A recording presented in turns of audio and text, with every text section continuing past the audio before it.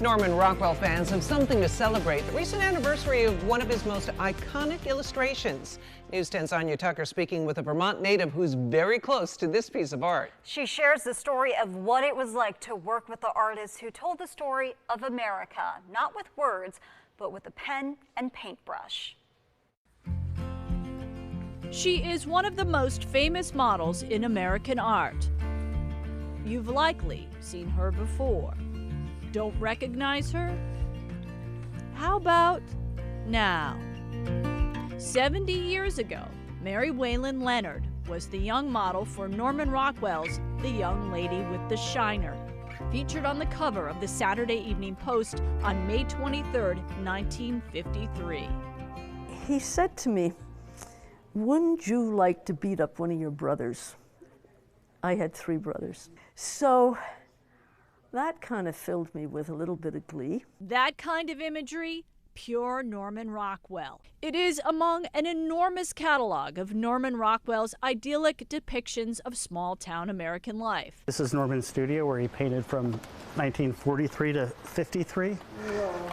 Many of his greatest works created right here at his home studio in the sleepy town of Arlington, Vermont, which is today an inn named Rockwell's Retreat. Kevin Harder is the proprietor. This is where Mary came in. And this is where Mary came in. Yep, she'd come in here, she'd model for Norman, $5 and a Coke. $5 and a Coke, Rockwell's standard modeling fee. Many of his subjects were town residents and friends. Mary's dad was his attorney. She became one of the artist's favorite models, featured in several of his most famous works, like this one named The Day in the Life of a Little Girl. He would set everybody up as a director. His photographer, Gene Pelham, would take the pictures, develop them in the back darkroom, and then Norman would sit down, and any one of his single paintings, he'd have dozens of photos to work with. I had to look as if I had been through a real feisty fight. We don't know who started the fight, but we do know who ended it. The triumphant girl outside the principal's office. did you have a black eye for real in that picture? No, I did not have a black eye. The artist first tried charcoal under her eye. And he says to me, "Now I'm going to rub some of my charcoal on your face." When that didn't work, Rockwell later added the black eye onto the canvas. As for that crooked, triumphant smile, So he finally got down on his hands and knees and he just banged the floor until I thought, well, how ridiculous. What are you doing down there? And I smiled. And right away, he said to Gene Pelham, the photographer, "We got it." and an American classic was born. When it came to finding the perfect backdrop, Rockwell didn't have to look far. Just across the state line to a school in Cambridge, New York. He actually had the principal's door taken off its hinges and brought back to his studio.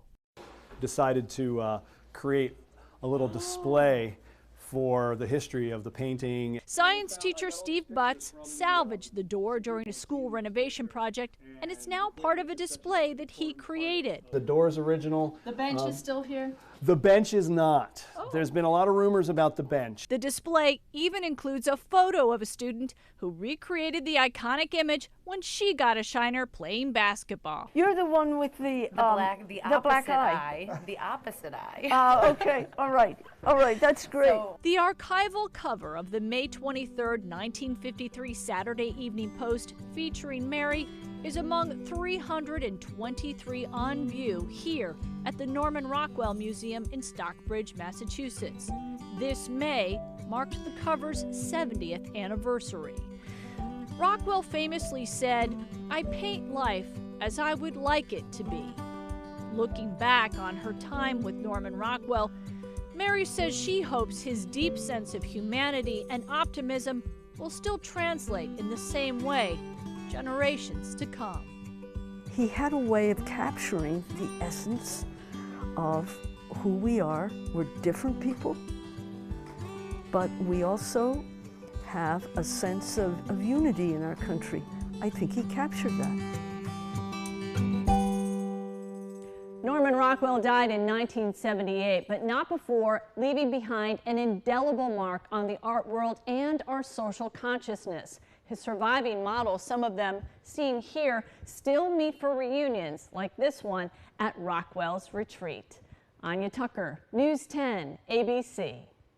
Oh my gosh, I think those pictures are going to be around forever. They recreate some of his Christmas photos in the Berkshires. You know, the whole street shutting down with the cars now, everything. That's just amazing, though, to meet the model behind that. And she had the perfect smile. Yeah. If you have little kids, you know that smile. But really, it's just the nostalgia of everyday life. Cap, what a great story.